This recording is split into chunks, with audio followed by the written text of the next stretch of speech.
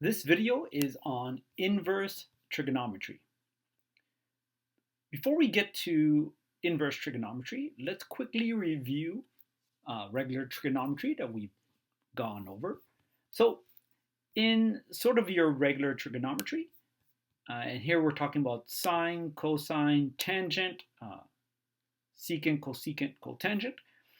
What's happening is you are putting in a angle into the trig function. Example, maybe you put into sine, and out comes a number. This number, if you are in a right triangle, you can think of it as a ratio of the sides of the triangle. If we're in a unit circle, that number might represent something to do with the position around the unit circle.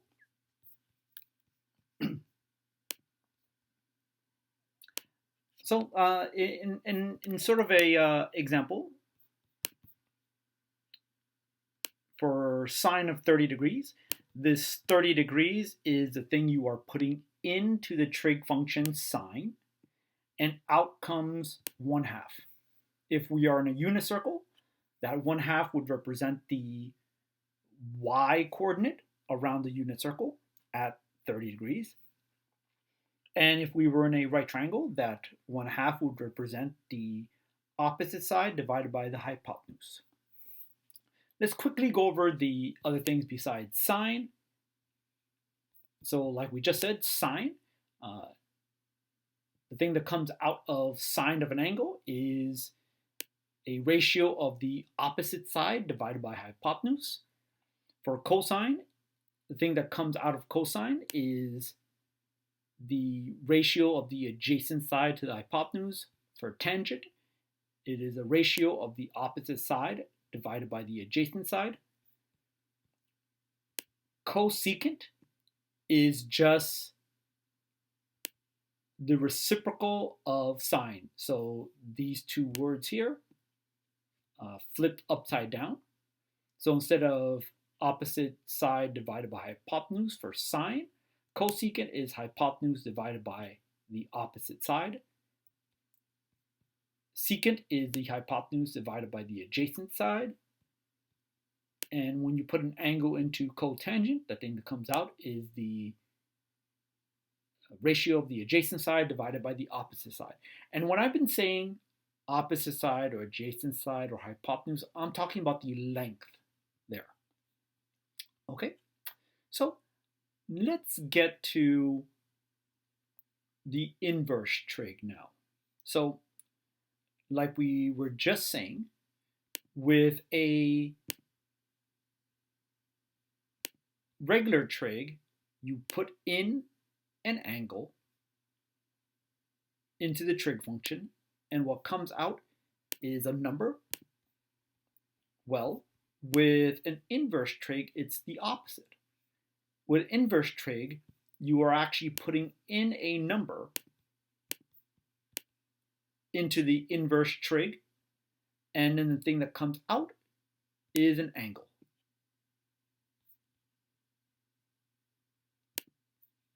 Okay.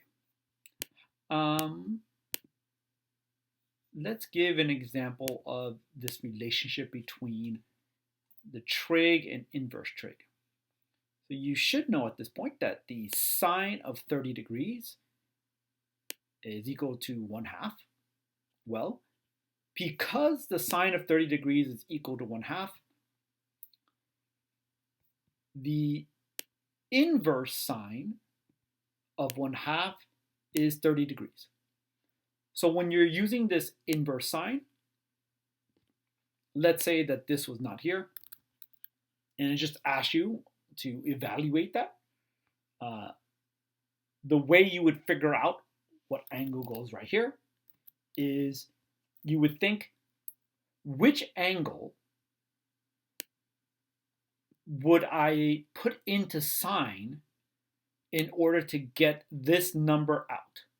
So what angle goes into sine in order for 1/2 to come out? And the answer to that is 30 degrees.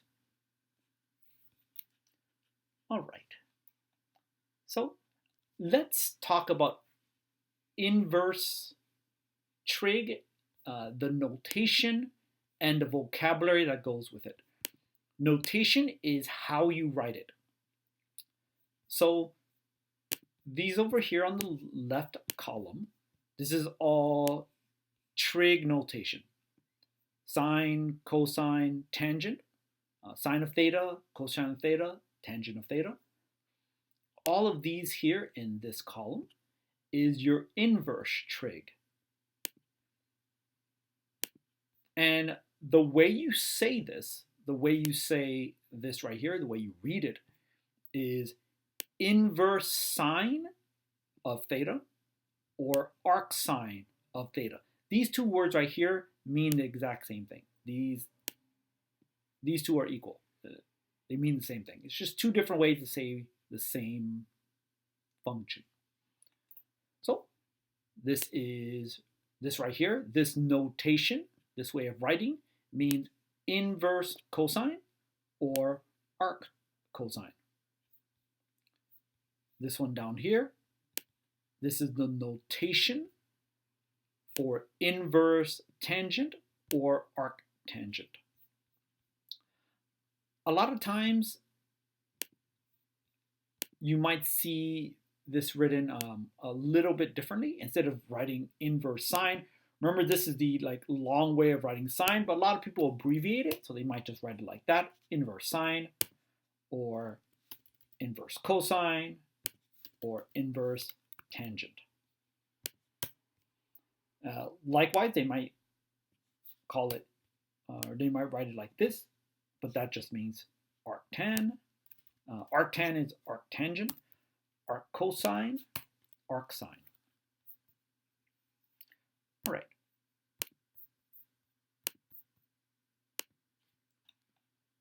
Now, let's look at some of the common mistakes with this. So, one big common mistake that people will make is they'll look at this right here, and they'll look at that -1 in particular, and they'll think that -1 is an exponent. It is not an exponent. Even though it's tiny and it's up there, and in other cases where you've seen a tiny number up there, it's an exponent. In this case, it is not. This sign with a little -1 up there, this is one symbol together. You can't really separate the two. So this symbol together is one symbol that means inverse sine. If you wanted to write sine with an exponent that was -1, this is how you would write it. You would basically put sine of theta in a parentheses and then put a -1 in the exponent if you wanted to write a -1 exponent with sine. So once again, this right here is one symbol that means arcsine, and this is how you write sine with a -1 exponent. A quick little side note is that if you do have sine with a -1 exponent, that's just equal to 1 over sine, which is cosecant. So we definitely know that this is not sine with a -1 because we already sort of have a symbol for that already. So this is something completely new. This is arcsine. Okay. Let's continue. And first I want to talk about the word inverse in general. So inverse. Mathematically, inverse is when you do the reverse of something or you undo something. So in inverse, you might do the reverse of an operation or undo an operation, for example. So if my operation is +7, the inverse of that would be -7. And the reason is because +7 and -7 undo each other. So for an example, if I start off with 100 and I add 7 to it, I would get 107. If I take that answer, 107, and I were to minus 7 to it, it would go back to 100, which is back to what you started with. This 100 right here, what I did to it is I did plus 7 and then minus 7. And it got me back to what I started with. And that's how I know that plus 7 and minus 7 are inverses of each other. So this is one way of thinking about the word inverse, sort of the mathematical way. Now let's look at inverse in a graph. So graphically, if you had two functions or two equations that were inverses, they would basically be a reflection over the y equal x line. So if you had a function, and then you had an inverse of that function, then the two look like they were reflected across the y equal x line. Let's do an example. So these two right here are inverses. So y equal 2 to the x power and y equal log base 2 of x. These are inverses of each other. And let's look at how that looks on a graph. So right here, you have the graph for y equal 2 to the x power. Okay? And this right here is the line y equal x.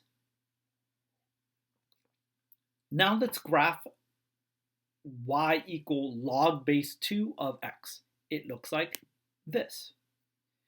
And if you notice, sort of the top left and the bottom right, they look like reflections of each other. If I had this on a piece of paper and I folded the piece of paper along this line here in the middle, along the y equal x line, what you would notice is you would notice that this graph and this graph would actually be on top of each other. And that's if I folded it, the piece of paper, along this middle y equal x line. So that's what I mean when I say that these two graphs are reflections of each other over the y equal x line. Another sort of way to look at this in a graph is if we look at specific points, like let's say I decide to look at, let's look at this point right here. Let's look at this point right here. And we'll look at this point right here. All right. So looking at those 3 points, this first point right here, the coordinates for that point is 0, 1. The coordinates for this next point is 1, 2. And the coordinates for this point up here is 2, 4. Now, if I looked at the equivalent or matching points on the other line, my y equal log base 2 of x line, that's right here. That is right here. And that is right here. Those 3 dots would touch the other 3 dots when I folded them. And if I looked at the coordinates for these 3 dots on my log, this would be 1, 0. This one would be 2, 1. And this one would be 4, 2. So another sort of property of our inverse functions is that the x and the y are switched. So this was 0, 1, then this one was 1, 0. They just switched. 1, 2, 2, 1, 2, 4, 4, 2. So that's another sort of property of inverse functions, or the property of their graphs. Okay. So now that we've sort of looked at the graphs, let's look at what are the sort of implications of this reflection over the y equal x line when we're talking about these inverse trig functions. Okay, so if I'm reflecting, if inverse sine is the reflection of the sine graph over this y equal x line, how does that affect inverse sine? How does that affect arc sine? And let's look at some graphs for this. All right, so here we have the graph of f of theta equals sine of theta. This is basically just the sine graph. Here in this graph goes to the left forever. It goes to the right forever. So therefore, my domain right now here is x going to be any number. The very highest that this goes is to +1, and the very lowest it goes is -1. So therefore, my range is y is greater than or equal to -1, less than or equal to 1.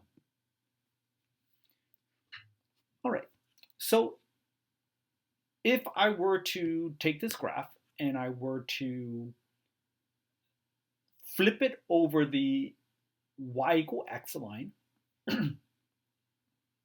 I would get the sort of inverse graph of this. So let's do that. You'd get something that looks like this. A quick little check to make sure we did it correctly, or that I did it correctly. Right here, let's look at a couple of points. This is 90, 1, and this is 270, -1.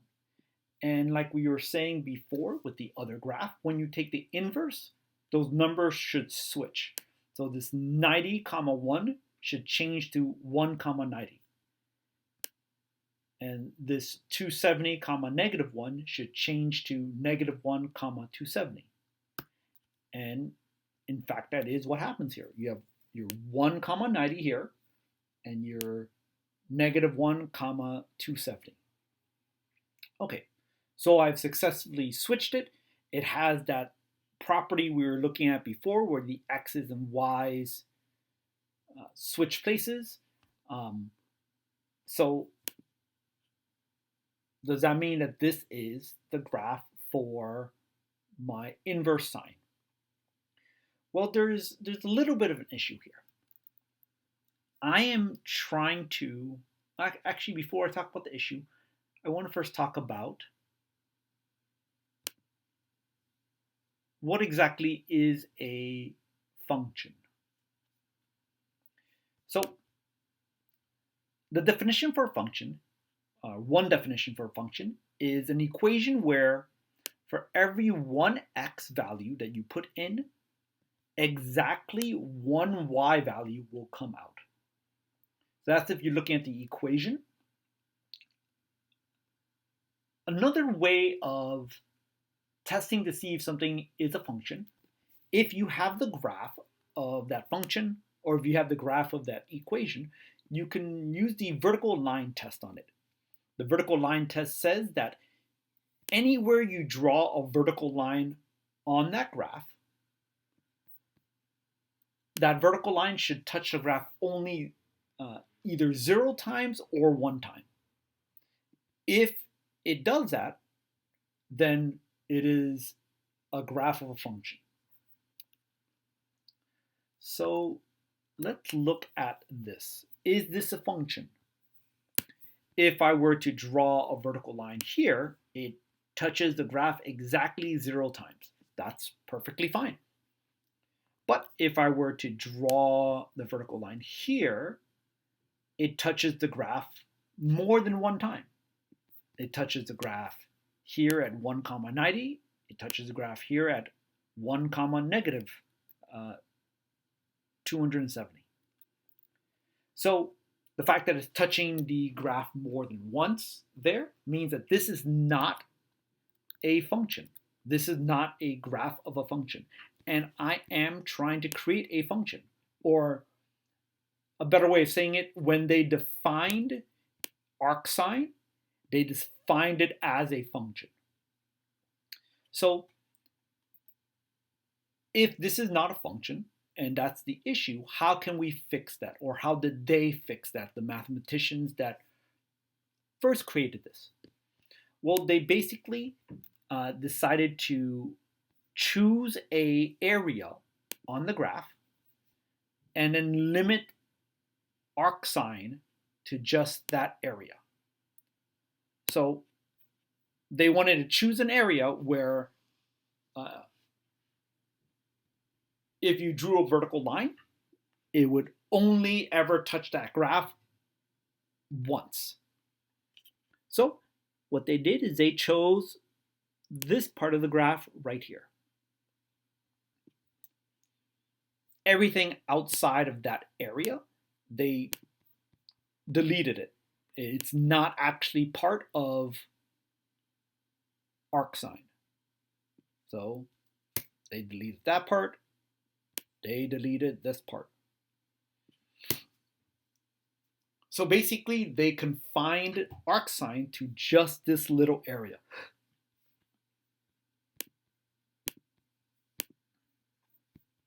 So this right here is actually the graph for arcsine. For f of x equals arcsine of x. And for this little area right here, our x's, if we're looking at our domain and range for this, our x's go from -1 to 1. And our y's go from -90 to +90. So, sure, let's write that here. So,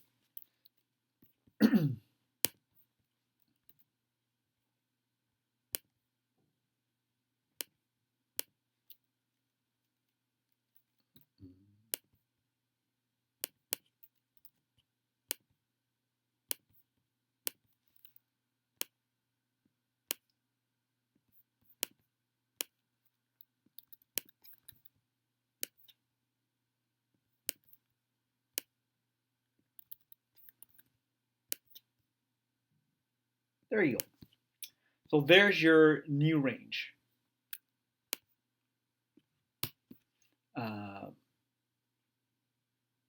Y goes between -90 degrees. Let's be precise here. -90 degrees to +90 degrees. Okay, so there's your range and your domain for arcsine, and this is what the graph for arcsine looks like. Okay. Let's do sort of a similar thing to the other graphs in order to find what cosine, arccosine looks like and arctangent. So this right here is the graph for f of theta equals to cosine of theta. This is your cosine graph. It has a domain of x can be all real numbers. Your range is y is between -1 and 1, including -1 and 1. Okay, so same sort of thing. I took this graph and I reflected it to get this. And once again, we're going to have to limit our Once again, this is not a um, function, because if I were to draw a vertical line, there's fine. I draw it here. I'm touching it more than one time. So this is right now not a function. In order to make it a function, what we're going to do is we will limit the graph to an area where if I were to draw a vertical line, it would only touch it one time. And mathematicians that first created this whole arc cosine thing limited the area to that part. Okay. In that part, it goes all the way to the very left possible area, all the way to the most right possible area.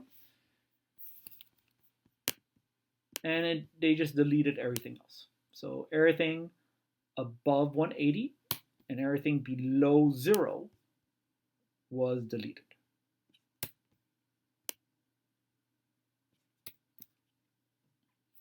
So there you go. That is actually what the graph for f of x is equal to arc cosine of x looks like. So this, once again, does have a domain of x goes from -1 all the way to 1. The y goes from 0 to 180.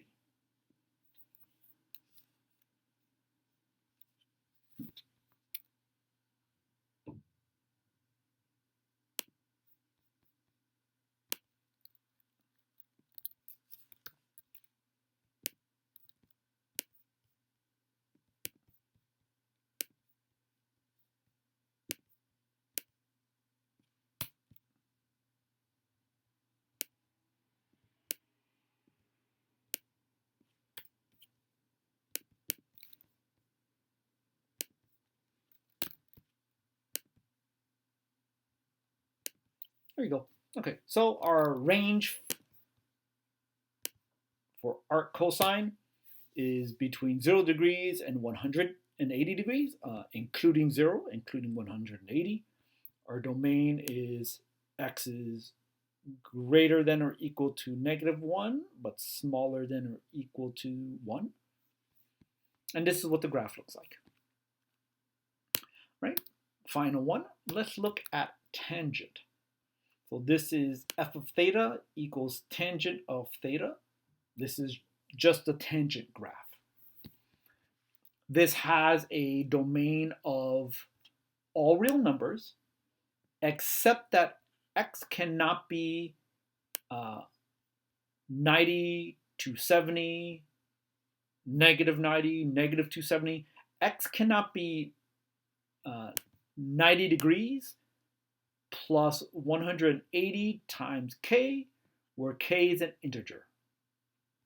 There is basically a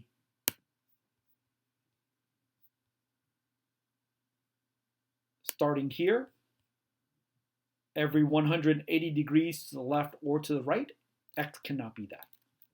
Because right here, these are the asymptotes. So other than those, x can be any number. The ranges y can be all real numbers. It goes up forever, it goes down forever. Okay, so this is our graph for tangent. If I were to take this graph and once again reflect it, I would get this.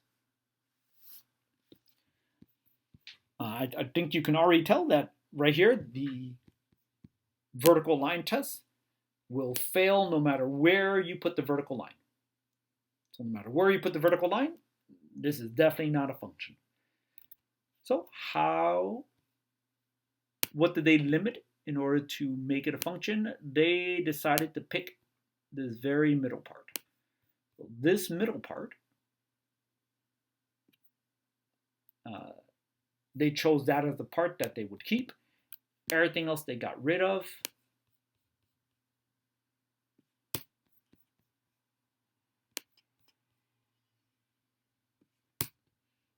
And right there you have your graph for arc tangent. Specifically, this is f of x equals arctangent of x. So for this particular graph, your domain is x can be all real numbers. It goes to the left and to the right forever. For your y's, though, your y just goes between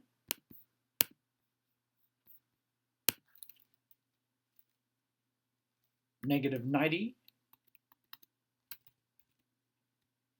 degrees and 90 degrees.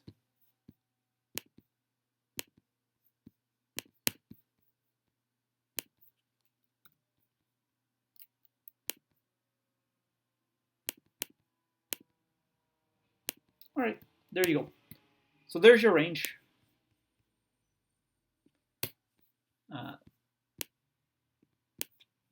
There's your range, there's your domain, and that's the graph for f of x equal arctan of x. All right, let's look at, so here's the summary for it.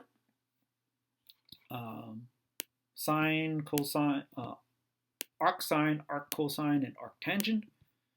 Your domains in the middle, your ranges on the right. Quick reminder that here your y's are all angles.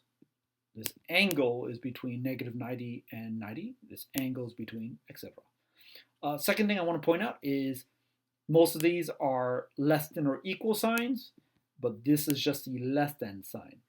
So for the arctangent one, the graph actually never touches negative 90. It never touches 90 degrees. There are asymptotes there. Okay.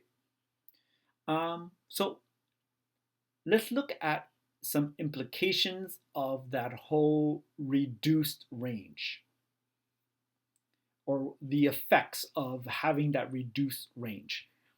And let's look at it with numbers. So let's look at one where the arcsine ends up acting the way you might think it would act. So if you end up having the arcsine of sine of 30 degrees, that's how you read that, by the way. This is arcsine of sine of 30 degrees. If you were to evaluate this, this right there is equal to 30 degrees. And let me show you the reasoning behind why that is true. Okay, so since we have a whole bunch of different,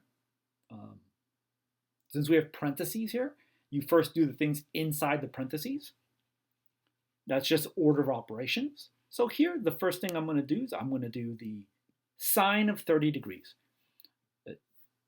We know that the sine of 30 degrees, if you put 30 degrees into sine, the thing that comes out, or sine of 30 degrees, is equal to 1/2.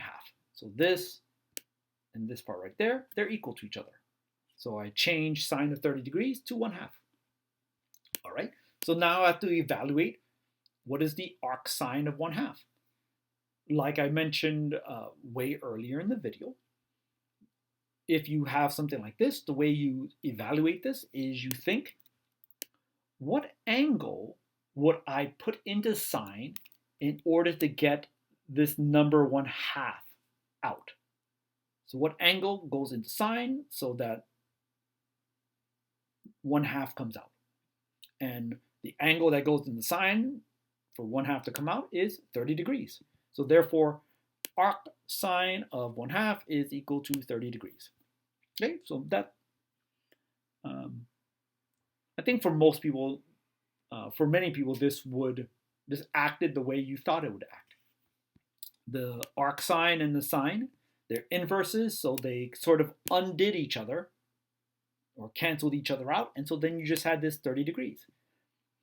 However, now let's give an example where, because we limited the range when we created arcsine, it doesn't 100% act the way you might think it would act.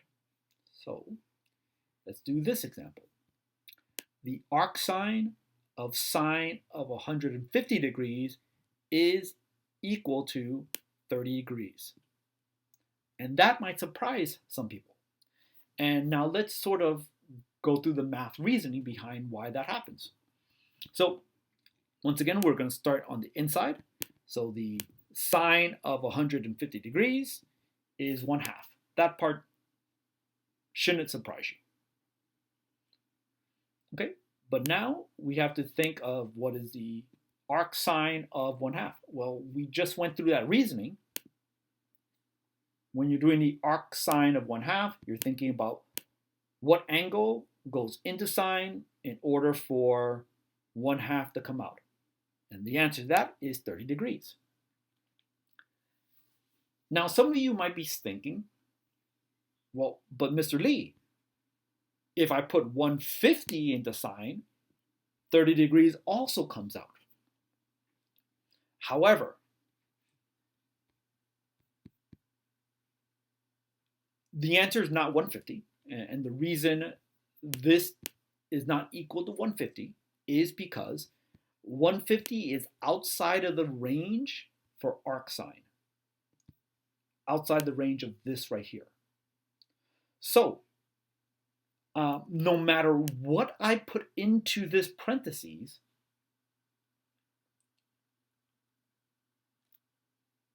the thing that comes out of arcsine will always be between -90 and 90 degrees.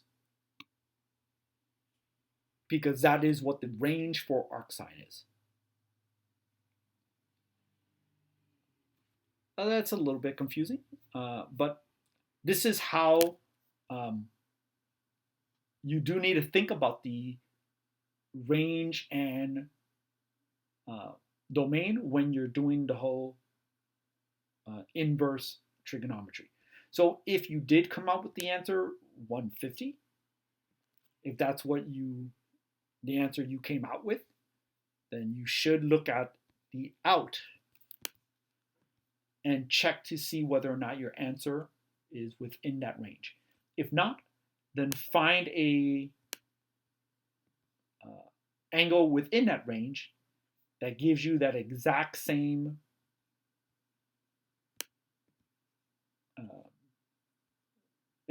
number in here.